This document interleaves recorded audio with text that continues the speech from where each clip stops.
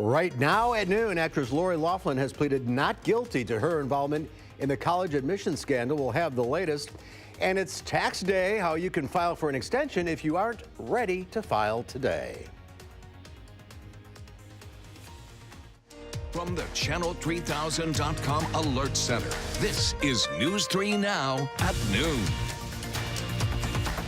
Good afternoon, everyone. I'm Mark Kane. Thanks for tuning in to News 3 Now at noon. Hope you all had a nice chilly weekend, but a good weekend. Let's head over to the Weather Center. Meteorologist Chris Reese has a look at your first alert forecast. At least the sun's out. Yeah, that's right. And this weekend could have been worse. It didn't snow here for us, but still plenty of sunshine that has been out there. I think a lot of folks have enjoyed that. Here's visible cloud track just really showing you that sunshine. And then check this out. You can actually see where the snow has melted going through today. Notice how that was initially north and west of the line.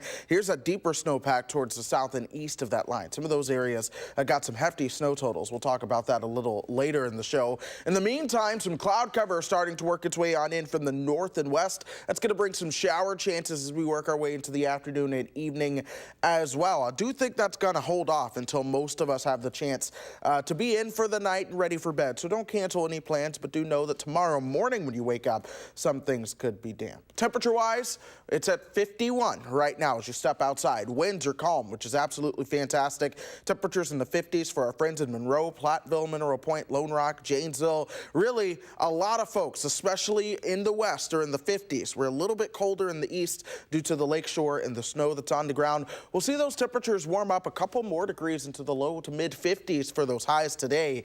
They'll begin to level off some tonight, but they're not actually going to be able to drop all that much. That's because cloud cover and chances for showers will move back in, but this sets the stage for an unsettled week along with the threat of some severe storms come midweek as well, Mark. I'll be breaking that down as we head into Maine weather. Yes, we are lucky we missed that snow. That's yes, for sure. We are. All right, Chris, thank you. A Monroe man died in a car accident this morning in what is Greene County's first traffic fatality of the year. Dispatchers received a report of a single vehicle crash on County Highway P just east of State Highway 69. There was a lone occupant who was unresponsive in the vehicle, which was engulfed in flames. Officials were able to extinguish the vehicle fire, and a coroner pronounced the 30-year-old man from Monroe dead at the scene. Investigators say a Ford was traveling eastbound when it left the roadway and hit a tree. They say speed is believed to be a contributing factor in the crash and remains under investigation. Police say a 17-year-old boy has admitted that he fatally shot an elderly couple he knew in eastern Wisconsin and that he was planning an attack at his high school. Grand Chute police responded to a 911 call for assistance and found the bodies of the couple in their home in Grand Chute Sunday morning. Police say Alexander Krause of Neenah was arrested at the house. Police said Krause acknowledged shooting the two and that he had a plan to cause harm at Neenah High School, where he's a junior. Police and school officials have not disclosed the nature of those plans. Krause is being held in the Outagamie County Jail on possible charges of first-degree intentional homicide. 78 people were displaced following a fire at an apartment building on the UW campus this morning. Madison Fire says the first calls came in just after 2:30 for a fire in the bedroom of one of the apartments along North Francis Street, about a block or so from the Kohl Center. Crews were able to put the fire out quickly. They say it was caused by a candle that had ignited nearby combustibles. The damage estimate approximately $50,000. Officials say one person suffered minor injuries. Actress Lori Loughlin and her fashion designer husband Massimo Giannulli and other prominent parents are pleading not guilty in the college admissions bribery scam. The couple and more than a dozen other parents were indicted last week on charges of mail fraud and money laundering conspiracy. Loughlin and her husband are charged with paying $500,000 in bribes to get their daughters admitted to the University of Southern California as crew recruits, even though neither's a rower.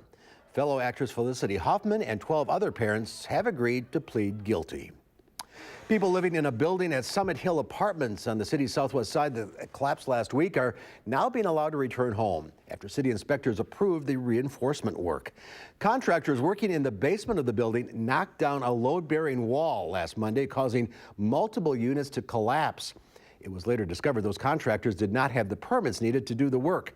People living in 30 apartments were evacuated from the building until it was considered safe to come back. The apartment complex's management says that they'll reimburse those people for time and items lost in the collapse.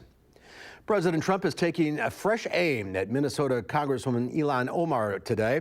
In a tweet, he accused Omar of controlling House Speaker Nancy Pelosi, saying Pelosi should look at the anti-Semitic, anti-Israel, and ungrateful U.S. hate statements Omar has made. The Muslim lawmaker says that she has faced an increase in death threats following a retweet from the president targeting her over a comment she made referencing 9/11. In a tweet Sunday night, Omar accused the president of encouraging hate speech, saying, "We are all Americans. This is endangering lives. It has to stop." It is tax day, but if you're a procrastinator or you just can't file, you can file for an extension. Your taxes must be postmarked or filed electronically before midnight. And if you're not ready to file today, you can request a 6-month extension to do that. You need to file Form 4868. That'll give you until October 15th to file your 2018 taxes, but that extension does not mean you also get an extension on paying any taxes you may owe. It's estimated 15 million Americans will file for an extension. Well, there's more to come on News 3 Now at noon. Up next, we'll see what Howard's working on in the Mr. Food Test Kitchen. Today's recipe will leave you feeling like $1 billion. And believe me, it's worth its weight in gold. Stick around.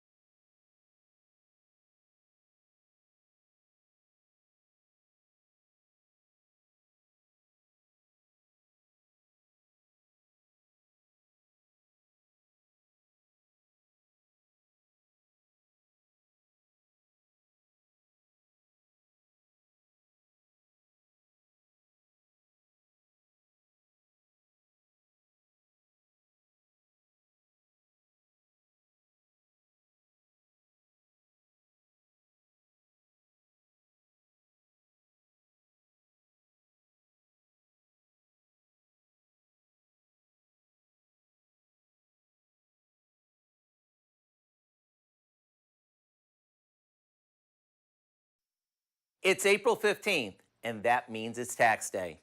And whether you got your taxes done weeks ago, or you're going to be scrambling to get them done by midnight, we have a little something for you that's so good, it'll make you feel like $1 billion. Let me show you what I'm talking about. All we do is place a package of shortbread cookies in a food processor and pulse it until they're finely crushed. To that, we add some melted butter. And after that's mixed, we pour it into a baking dish and pat it down to make a crust. While this firms up in the fridge, we combine a package of caramels with some heavy cream and heat this until it's smooth. Once it is, we pour it over the crust and sort of smear it so it levels off before popping it back in the fridge to set up. On top of this, we'll go a layer of chocolate chips that we melted with a little vegetable shortening. After that chills for a bit, cut it and get ready for a homemade candy bar that's worth its weight in gold. So whether your taxes are done or not, my suggestion is you go online and get the recipe for what we call billionaire bars, so you can indulge in something that'll make you feel like $1 billion. I'm Howard with Kelly in the Mr. Food Test Kitchen, where today we found a richer way and a less taxing way for you to say, ooh, it's so good. It's very good. All right, Howard, thank you. There's more to come on News 3 Now at noon. Up next, a sunny start to the work week around southern Wisconsin. Meteorologist Chris Reese will have your first alert forecast when we come back.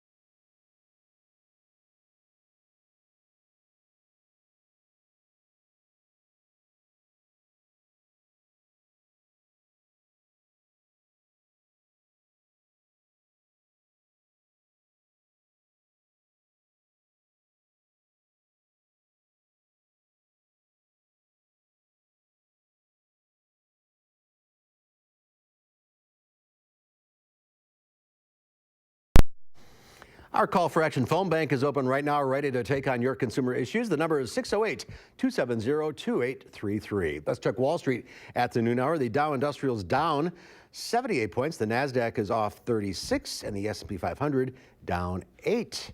Look who's back. Q106 Farm Director Pam Yankee from her trip to the Netherlands. You see any of my relatives? I bet you did. Maybe could, maybe did. So a lot of folks, it's a popular time for people to be in Holland and Belgium. We saw beautiful colors. The tulip crop this year, I'm happy to report, looked very, very good, at least from my perspective. If you want to see a couple of the photos that I snapped along the way, please make sure to go to my Facebook page, Fabulous Farm Babe. Kind of tried to keep folks up to date as best I could. Didn't do such a good job on Instagram, but I'll get there. So while I was away, one of the stories that developed is that the World Pork Expo, normally held the first week of June, has been canceled. National Pork Producers Council announced that they were going to do away with the show for this year only because of concerns over the African swine fever situation, not here in the United States, but elsewhere in the world. That World Pork Expo is an international show. We tend to have a lot of visitors that come from the Pacific Rim countries, and that is exactly the hotspot where we've seen African swine fever continue to spread. So all about biosecurity and trying to protect our U.S. hog population. So that show has been canceled for this year. here. And I'll tell you, it was a serious situation. I was coming back through customs on Saturday evening, and the customs agents wanted to talk to us about our farm tours because they said they are very on alert, shall we say, about the African swine fever situation. So it's not just that show. It's everybody connected with visitors coming into the United States that's trying to pay attention. Markets on the midday, like we said, corn and beans are trading higher. The wheat market a little softer. So is our fluid milk contracts trending lower on the midday. Not a lot of activity as far as our product prices. Barrel cheese on a Monday down 2 at 159 3/4. 40-pound block cheese, that was up a half, 165. And the AA butter today unchanged, 225 3/4. But that African swine fever situation, Mark, although it may seem like it's worlds away, the customs officers were telling me about some of the cases that they had already mitigated behind the scenes, so to speak, of different product that was trying to come into the United States that could have brought it to us. So I'm glad that they were diligent, and I'm glad that they're going to take precautionary measures on that World Pork Expo event. Yeah, that's something to fool around with. No, for sure. Did you bring back some tulips, some bulbs? No, that would have had Barney the Beagle from USDA sit next to me, so Yeah, they will be shipped. They don't allow that. They don't want that. I'm glad you had a good time. Welcome back. Thanks. Let's head over to the weather center now. Chris Reese with our first alert forecast and a wet week on tap. That's right, a wet week coming off of what was honestly a drier weekend for us here in Madison. Though things were a little bit chilly, it could have been worse. Some folks, especially our neighbors just towards the south and east, really got in on some snowfall. And we're not just talking a little light snowfall, not a little inch or two, but how about 6 to 8 inches just south of Milwaukee? That all came down yesterday, 3 to 6 inches as you worked your way over towards places such as Lake Geneva, Janesville up towards Watertown, 1 to 3 inches. But then it was a super sharp cutoff, almost like Mother Nature had a sword and just cut the snow right at that Dane County line, especially in the extreme south and east. We saw some flurries here in the county, but not a lot of that stuck. And so here is visible cloud track just showing you the sharp cutoff of the snowfall and how some of that has begun to melt as we've had the sun out today along with temperatures above freezing. Now back to the west, we are starting to see some cloud cover enter the picture again. That's not here yet though. Of course, beautiful blue skies as you step outside. Temperatures are in the low 50s. We are going to keep those temperatures in the low 50s this afternoon, perhaps some middle 50s for those highs. 54 in Mineral Point right now. And then we're a little bit colder in the east. Check out how Juneau's at 46 and Watertown at 47. That actually has to do somewhat with the snow off the ground because the energy has to go into melting the snow before you can actually heat the air. But that snow is certainly going to be melting, especially with these winds coming out of the south, folks. So we're going to see that southerly wind stick around as we go throughout today. And eventually, some of this will even increase out of the south and east at about 10 to 15 miles per hour going throughout the day. That is ahead of a little rain chance that is going to be coming our way. We've got a warm front just to our west, that regional low pressure over Nebraska. The warm front stretching all the way down towards Arkansas.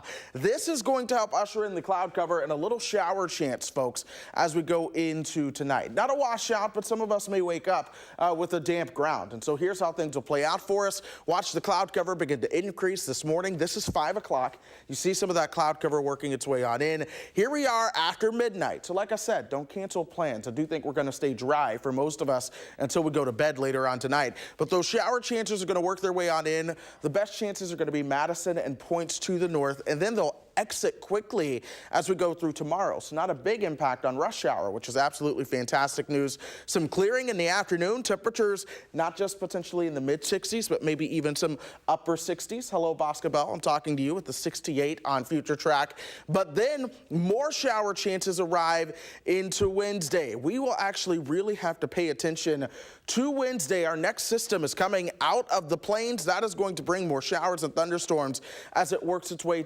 towards the east. But one of the things we really have to pay attention to is the instability. So this is showing you what we call convective available potential energy in meteorology, or CAPE. But this is the fuel needed for thunderstorms, and notice how that does creep northward into parts of southern Wisconsin. Most of that, though, most of the energy is to our south. But this lines up with the marginal risk for severe weather that we are going to be watching. And again, that greatest potential for severe weather will be to our south. south, but of course it's possible for some severe storms early in the day on Wednesday. And so that's something to pay attention to. From there, folks, it is the warmth that is going to be building on in. And I think a lot of folks are going to be excited about that. A little cold chill, but then more warmth comes on after that. So, yeah. It's going to be active as we go through the next couple of days. Some rain chances, but I think folks will like the temperatures. I'm putting the shovel away. Put it away. We're done. We're done. All right, thanks, Chris. And on News 3 Now at noon, Linda Barch from the Bruce Company is here answering your plant and garden questions. The number to call, 270-9933. We'll get to your calls right after this.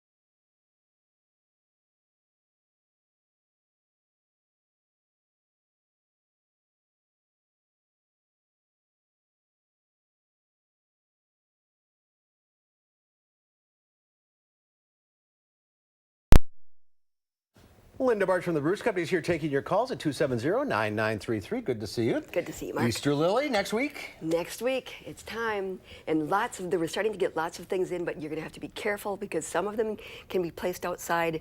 Like I brought a few little snapdragons. They're tough as can be. But a lot of other things, you're going to have to wait until we have reliably warm enough temperatures. But we're getting there. And what is it? Mother's Day is usually the barometer, right? Mother's Day, you are reliably are past the danger of frost, and that's when you can start to put out, really warm things. But you can start with onion sets, and and broccoli and cauliflower. Those kinds of things could actually be planted in the garden. Okay, let's get to the phones. We'll start with Huma in Madison. Hi, what's your question? Yes. Well, you just answered one of them. One of my questions was what date should we actually plant annuals, put stuff out. Okay. You said Mother's Day. Mm-hmm. And then the other question I have is that I have some roses and other plants that are perennials, and right now, at this time of year, they always look half dead. Mm-hmm. And I never know if they're fully dead, where I'm supposed to, I just basically want to, dig them out, but I'm afraid if I'm digging them out, they're actually alive and they'll come back. So how do you know when a plant is actually dead and you can replace it? Usually, what I use as a rule of thumb, if the plant has been in the ground for many years, it's going to start to show some new buds and some new growth, usually the beginning of May. If it was just planted last year, the They take a little bit longer because they don't have the full complement of roots. So mid-May is usually a good time to determine. There are certain things like the hibiscus that you want to wait because that's late. That sometimes doesn't come until June. Japanese maple, with that 35 below zero that we had this winter, there's going to be some tip damage. So if in question, just wait and see. You can scratch the outer bark of trees and judge whether it's alive or not. But just give them some time. Usually end of May, then you're going to know what's going to survive, and then prune out the dead. Yeah, it's been a cold month. Yeah, well, and we had some unusually cold weather this winter. All right, good luck. Let's go to Wendy now in Madison. Hi, Wendy. Hi. Hi, which question? I've got a hydrangea right now that a friend gave me, and it's in a pot. I'm just wondering when I am going to be able to replant it in the ground. Okay, now if you were given a hydrangea during the winter, some of those are floral hydrangeas, and they are not intended to survive in Wisconsin. So we have a lot of them available inside our greenhouse right now, but those are not the type that are going to be hardy outside. How do you know? You check the container and look at the label and think about the time of the year that you're buying it, because our hydrangeas are just starting to be available on our nursery. So the houseplant ones that you see all year, those can't go outside? No, That's they're going to done? survive during the summer, but they're not going to overwinter. You put the pot out. Sure, and wait till after May. All right, let's go to Elise now from Madison. Hi, what's your question? Hi, I had a question also about a hydrangea, and I wanted to know, mine are quite old and they are flower just beautifully, but I wanted to know if I can divide them. I have two. Okay. I wondered if I can divide them or if that's not a possibility at all. What color flowers does your hydrangea have? One is the yellow and greeny one, and the other one is a purpley color. Purpley color. Okay, see, hydrangeas used to be simple. Now it's getting very complex, because if it was an Annabelle hydrangea that went from that chartreuse to a white color, that could be divided. That's intended to divide. But some of them have woody stems, and then those you're not going to be able to very successfully divide that and separate them and have two plants. So it sort of depends upon what you have. It sounds like the woody ones. The woody ones, I would be hesitant to divide that yet. Once you have one flowering, bring it in to the Bruce Company and see if we can help you identify it, so that moving forward you know what to do. Those are more of a bush than a flower. Than a perennial plant, yeah. All right, we're out of time. If you're on the line, stay there, Linda. We'll talk to you off the air. We'll see you next time. Very good. Chris has one final check of your forecast. Mark, we're going to see clouds increasing as we go through the rest of the afternoon and evening. So enjoy that sunshine that is out there right now. A little bit of a rain chance. It's going to come through overnight. You'll notice some of that into Tuesday as well. We'll be unsettled until the weekend. Temperatures, though, will be warming up. That's the good news. All right, that's our time for now. Thanks for watching. We'll see you back here at 4 o'clock. In the meantime, have a great afternoon.